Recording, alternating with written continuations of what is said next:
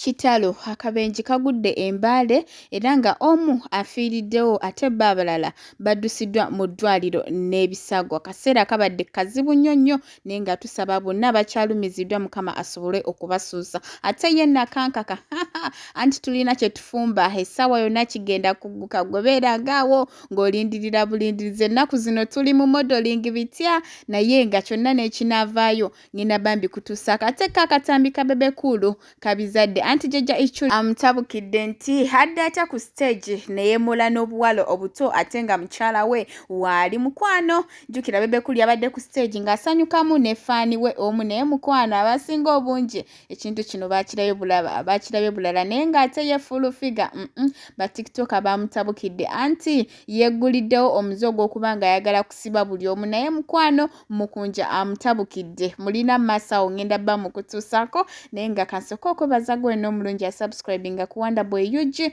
ti mukwano wakola kyamaanyi nnyo ddala era nga n'abatinawo kusubscribinga darling beera ng'osubscribingako na ku notification bell ate tubeere nga bugire tuteekayo mukwano gwasuka odifuna naye nga sinnaba kwongerayo mbadde nkusaba video eno gimpere like ate esobole okuba nga yeeyongerayo naye nga nkujjukiza Hababiva Organic bano bakozesa eddagala ly'obutonde okujjanjaba ate Hajati Kaloddo onaakulombera edduwa byonna ebyekutte n'ebito so banoonyako ku nnamba zaabwe z'essimu wansi awo ate babeere nga bakuyamba. Mukunja atabukidde Fullfigure n'amugamba mukwano nze sinze bali bootiisatiisa buuza abo abakuli okumpi bannange ayogedde ebigambo bingi ebitiisatiisa anti munaye Fullfigure yeeyeggulirawo omuze ogw'okuba nga ayagala kusiba buli omu. Naye mukwano ne mukunja naye tagenda saagala mbe nga mwogerera ate kamukutereko nawe omwewulireko anaasinga amaanyi yanaasibisa munne. Fullfigure message zompeereza ezifaanana bwe ziti ng'omponinga nkusaba eno yeeba esembayo toddamu okumpeereza message endala yonna ng'onkangakanga.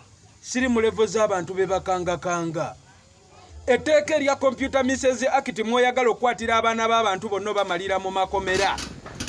Tolinawo obujulizi bw'osobola kuleeta kugamba nti nolina ky'osobola okugamba nti Mukunja yankoze kino. Abantu mwenna abakulu abanfolowinga bane mbasaamu ekitiibwa batata ne bamaama ne bajjajja. Nze ffe tusinga oba ab'empisa naye ono omukazi alabika alina ekintu ekyenjawulo eky'amaanyi kyatunoonyaamu.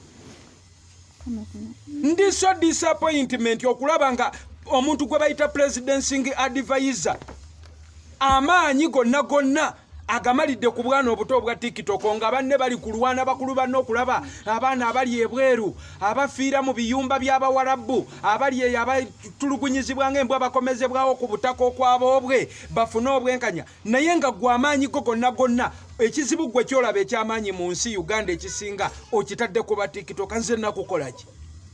Wankubira wano essimu eyasooka nonyombesa ebintu bye sitegera na kutegeera naye olw'okuba nkuwa ekitiibwa ne ngamba omukyalo n'emyaka gye mukulu alina bamaama wange ne neetonda ne neetowaza ne nkuyita mami n'enzikakkana naye maama olw'okuba gundi tonkubira nvaako maama olw'okuba gwe munnange simanyi presidencing simanyi wansanga wano ku kooti nga 10 bamuleese era n'omponinga biki omponinga ki? Fullfigure bw'oba tontegeera bulungi nkulaba ogezaako nyiganyiga amapeesa ag'enjawulo nze ndi peesa kyamu. Bw'oba nga tontegeera buuza abo abakuliraanye bammanyi oba kubira banno be wasoma nabo be waleka mu kyalo obabuuza oyo omukunja oyo yaani neekubira bidongo byange nze nsinga okwagala emirembe siri mu ntalo na muntu yenna.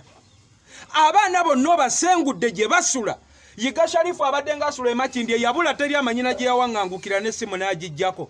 Benson ali eri yenna n'enjuta kyagiso oyagala nnyabo ndeka akazigo k'empangisa landiroodi anteeke ku puleesa naawe onteeke ku puleesa ndekewo akazigo nfulume ngende nsule mu myala. Nze omukunja atasera neetegereza fiiti nnyo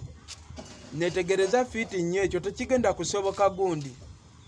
Nengezaamuko nengangaamuko bompita abo bakumi basefuko bogenda ogwiragwira ke bolaga senni n'abasirikale nakulaba ku kooti n'abasirikale bo wali abasirikale batambula baagala kugwa balinga nga abatalya kati ogenda vaawo oteme ebigambo mbu navumya abasirikale ba Museveni kubanga ne 10 yonna mutuuseko mu kooti lwe bamulese we wagenda wali okugulawo emisango wagamba mbu 10 mbu yavuma President Museveni.